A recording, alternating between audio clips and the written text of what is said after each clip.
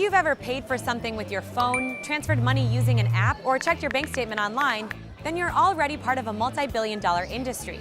It's called fintech, and it's changing economies around the world.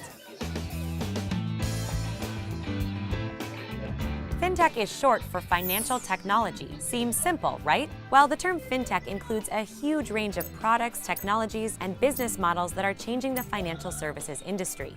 It refers to everything from cashless payments to crowdfunding platforms to robo-advisors to virtual currencies. So every time you donate to someone's Kickstarter campaign, that's fintech. Or if you transfer money to someone using Venmo, that's also fintech. And that's just the beginning. Here at a major fintech conference in Amsterdam, hundreds of companies are trying to disrupt the banking and finance industries by changing the way we pay and borrow money. And investors are buying it. Global investment in the fintech sector has added up to nearly $100 billion since 2010. In 2017 alone, fintech investment surged 18%. Startups focusing on payment and lending technologies received the majority of those funds. It's not just startups that are getting into fintech. Some of the world's biggest companies, from Apple to Alibaba, are going big on it too. Just think of Apple Pay or Alipay.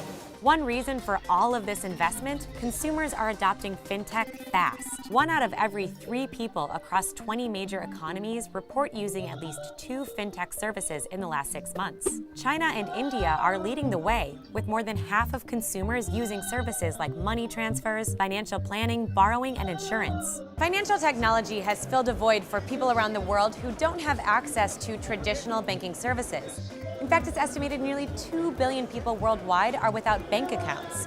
Now, thanks to fintech, all you need is your phone to take out a loan or insurance. Take Kenya, which pioneered a mobile banking system called M-Pesa. Kenyans access their M-Pesa accounts directly on their mobile phones to transfer money, pay bills, or take out loans. Today, an estimated 96% of households in Kenya use M-Pesa. And one study found it has helped lift roughly 2% of Kenyan households out of extreme poverty. The rise of fintech has forced traditional lenders, insurers, and asset managers to embrace new digital technologies. For example, wealth managers now have to compete with robo-advisors, which are automated financial planning services. I mean, talk about rise of the robots, right? Thanks to high-tech algorithms, these services are available 24/7 and can be more affordable than traditional asset managers. That helps explain why some robo-advisors already have billions of dollars under management. Like any growing industry, fintech isn't without risks, and some regulators have struggled to keep up with the fast pace of innovation. Think of peer-to-peer lending platforms, where individuals borrow and lend without going through a bank. Compared to traditional banks, these services might not be required to set aside as much money in case customers default on their loans. This can be risky for companies and consumers. Data privacy is another major concern. As more financial services go digital, cyber attacks become a bigger risk. The challenges facing financial technology are likely to grow as more businesses go digital. But for many of the companies and consumers here, fintech is more than a buzzword. It's a big business opportunity.